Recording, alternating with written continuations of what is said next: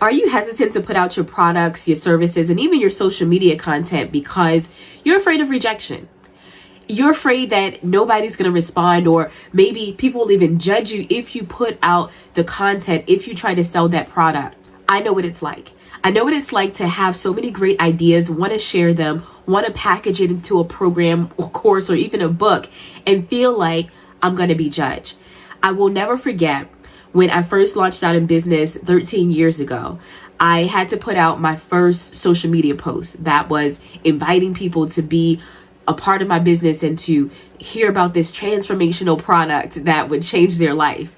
And my coach at the time said, no, Chantel, you have to start to market your business. Like, how do people know that you have their solution if you don't actually share it with them? And I'm like, my Facebook is where my friends are, my families are. And like, what are they going to think? Like, are they going to think that I need them or want their money, or I'm in this scam or scheme and I'm trying to get something from them? Like, I had so many thoughts of negativity wrestling in my brain that it nearly paralyzed me. But I knew that if I wanted anything to change and I wanted to be teachable and to be coachable, that I had to actually listen to my coach and do it the way that they instructed me to do it. And so with butterflies swarming in my belly, I feel like I'm there right now. Like, I press post, and as I was pressing the button, tears were streaming down my eyes to the point where I was almost hyperventilating, like I could not breathe.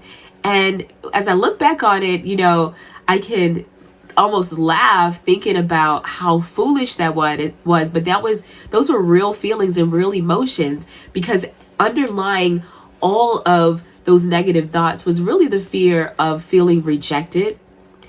And I know that stops a lot of people. It probably is stopping you right now from doing what you know you're supposed to be doing to get the word out about your business.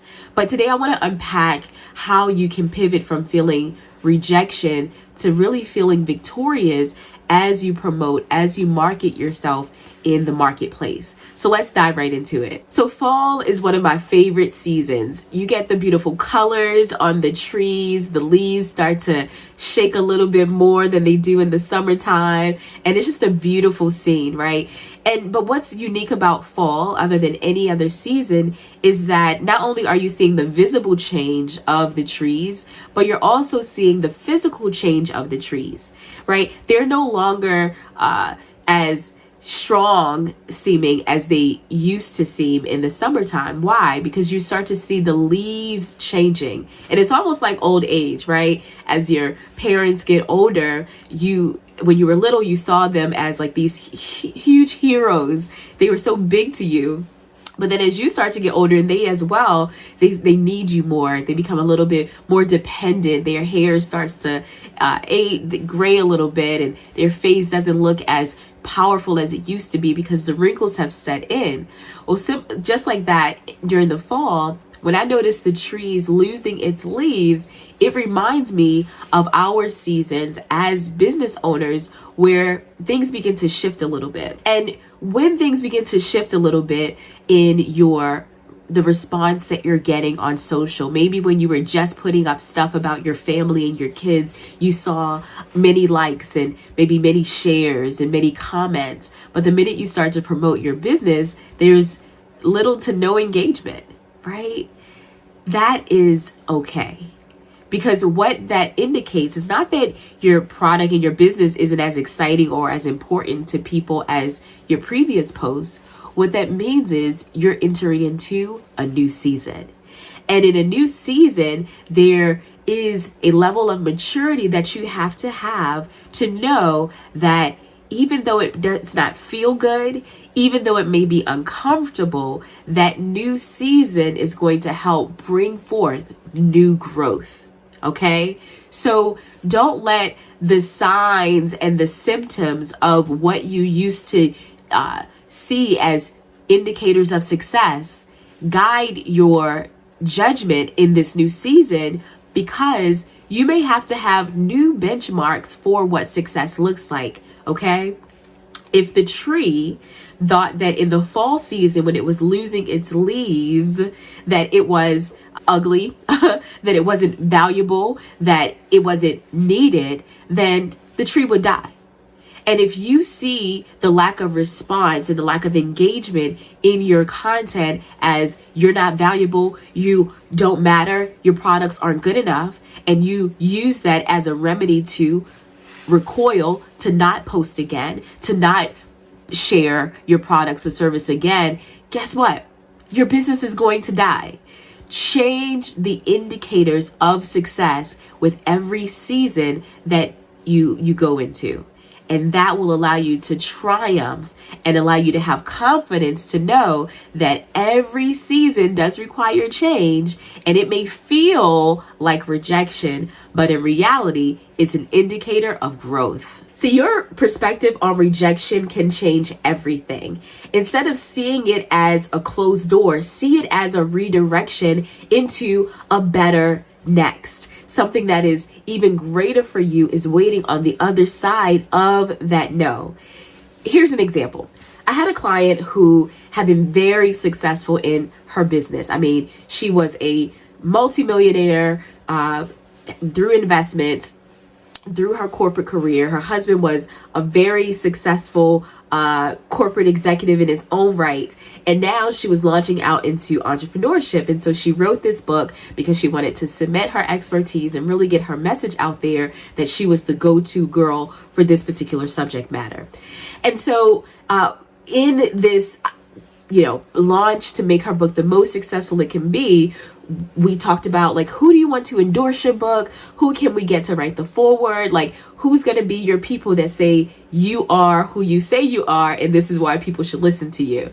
And so we made a list of some people who would qualify for given that type of endorsement. And there was one person on her list that she said, Chantel, if I get this person to endorse my book, like, I know it's going to take off. I know I will be respected in the field. I know that people will pause and want to actually listen to what I have to say and read what's in my book. This is going to change everything. And what's more is that I had a meeting with that person.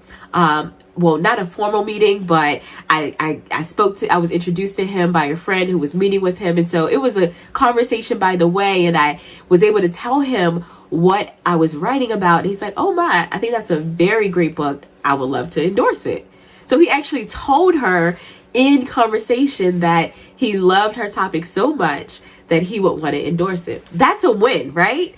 And so she had this in the back of her mind the whole 9 months that she was writing her book. And so at the end of the 9 months, when it came to finalizing the book and making sure all the endorsements were there, his was missing. And so I asked her, I said, so what about, John Smith, who you said was going to be the game changer once he endorsed your book? Where's his endorsement? Her response, well, I know he said that he would write it, but I didn't ask him again. And so I'm like, why? Why didn't you tell him, like, hey, your book is finished. Here's the opportunity for you to endorse it. Like, I'm ready. And she told me, she's like, well, he's too busy, right? How many times have you made an excuse for someone even before you ever ask them a question, right? Maybe you were to make phone calls to promote your new product, and instead of you doing and making the phone calls, you say, well, I'm not going to call her because she's probably got this coffee maker already, or I'm not going to tell him about my new website service because he's already got a website, right? So you started to tell people's story for them even before you've ever had a conversation with them. And that story that you're telling is one that leads to one result. They don't need what I have to offer. We have to stop telling ourselves that this can't work, or he doesn't need this, or she won't need this. And in order for us to get to the next level, you got to stop that conversation, right? Because it's always going to lead to a self-fulfilling prophecy. What does that mean? It's going to lead to a defeat that you were not designed to receive. I told that client, I said, go and ask anyway. If they've already said that they would do it, number one, then it's not a hard conversation to have. And even if they forgot about it or they're too busy, that's not your business. Your business is to give them the opportunity to say yes or to say no. Because a no is not that they're rejecting you as a person. Sometimes we get stuck in hearing that no and thinking like, oh, that means that I'm not good enough, or they're saying no to me and it's a personal attack. I mean, no's can feel very personal, right?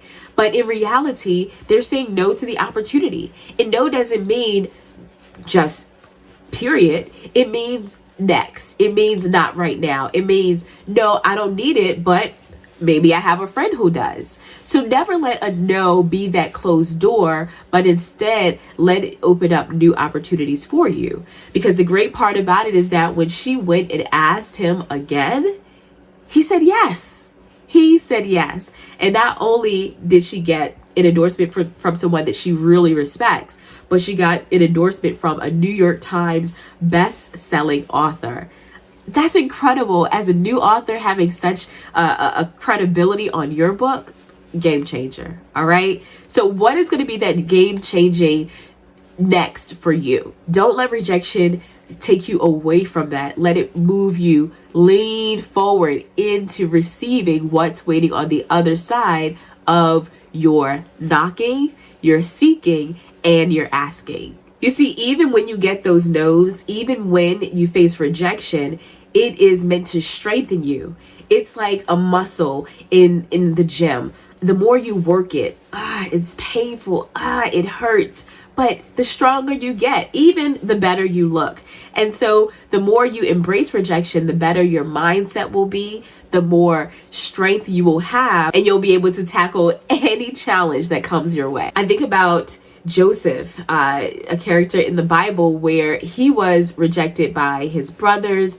He was rejected in the jail, and it was only until he was able to use his gifts and interpret the dreams of Pharaoh that he was able to really be all that God created him to be, right? But if he had died at the altar of rejection of his brothers and died at the opinions of folks in the prison, if he had succumbed to all of those outside pressures of trying to tell him who he is when he knew that he was somebody greater, if he let rejection suffocate him, there would have been no help for Egypt.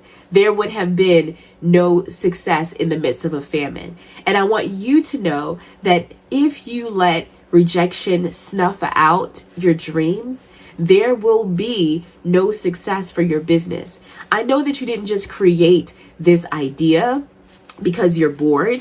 I know that you didn't just create this product or promote this service because you don't have anything else to do. I know that the success of your business, so much is dependent on it. Maybe your children are the reason why you want to succeed as an entrepreneur. Perhaps it's you want your marriage to get stronger. Perhaps there is something else dependent on you that you need to stick in the game long enough so that you can see the rewards of your labor. Okay? Don't let rejection take you out of the game. That is the trick of the enemy. He wants to make you feel that this thing will not work. He wants to make you feel that you're wasting your time. He wants to make you feel that you are not good enough. But the truth is, you are good enough. The truth is that you are more than capable. And the truth is that people actually want what you have to offer. You just got to show up and give it to them. After all, what is meant for you will not pass you. Sometimes we get so caught up in thinking that we have to pivot. Oh, I've tried this thing and it won't work, so let me switch to something new. But sometimes God is telling you not to pivot, not to change directions, not to switch lanes, but instead to persevere. Stay in your lane, because the truth is there's less traffic in your lane most times anyway. Hearing no and facing rejection, it is not the end of your story. It's actually the beginning of a new chapter, and I invite you to be a part of a new chapter. It's called Created for More. It's a community that is founded by people who genuinely want to see you win. It's a community where products are created, ideas are cultivated, and people just like you are celebrated. And I invite you to be a part of that. The link is in the description. I can't wait to see all that you're going to do once you commit to not letting rejection stop you, but letting it propel you forward.